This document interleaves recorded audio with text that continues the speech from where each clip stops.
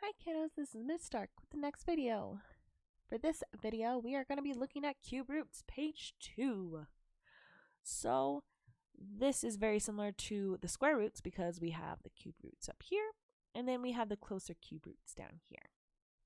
So our first one up here, we're going to be doing the top row.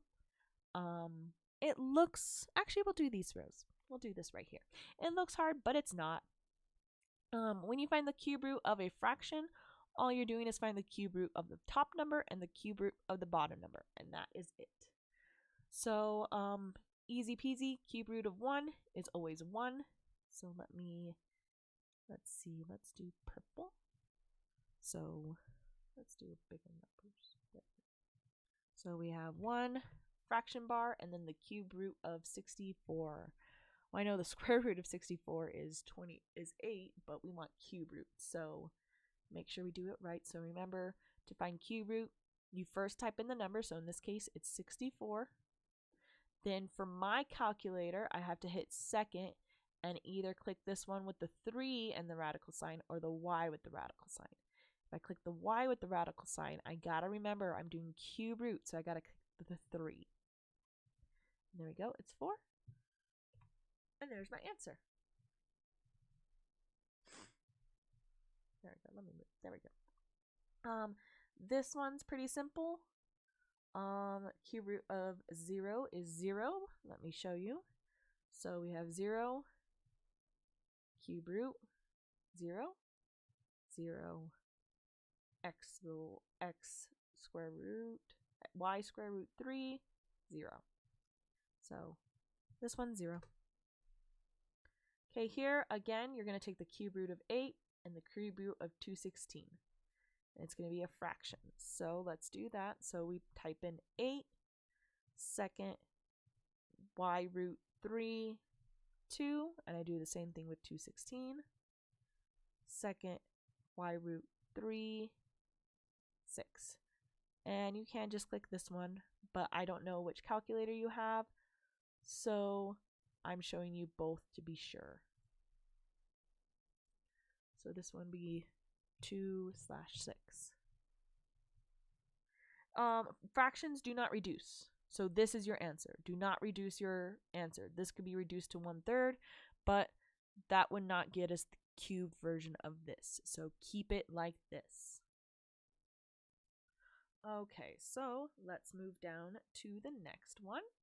So this section is very similar to square roots. You're going to find which cube roots these numbers are between.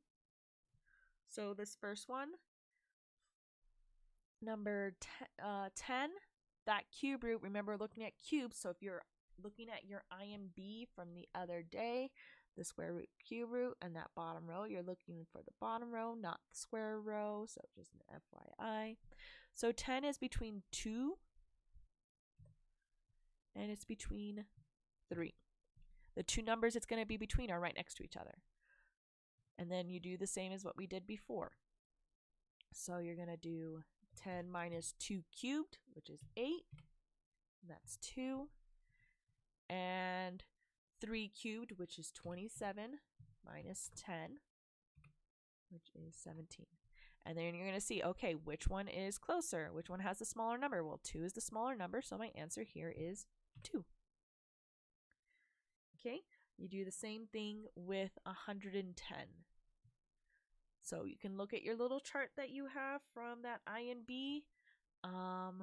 So I know 4 cubed is 64 and 5 cubed is 125. Just random things I happen to memorize. So you do 110 minus 64 because that's what 4 cubed is. That one I do not know off the top of my head. So 110 minus 64 equals 46. And then 5 cubed is 125 minus 110 equals 15. So this one would be 5 in this case because 5 has the smaller number than 4.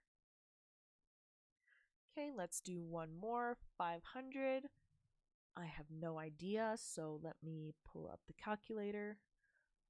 So I know this is 125, 6 is 216, so let's see what 7 is. 7 to the third is 343. Nope, I need 500, so 8 to the third. That's bigger than 500, so it's going to be 7 and 8. 8.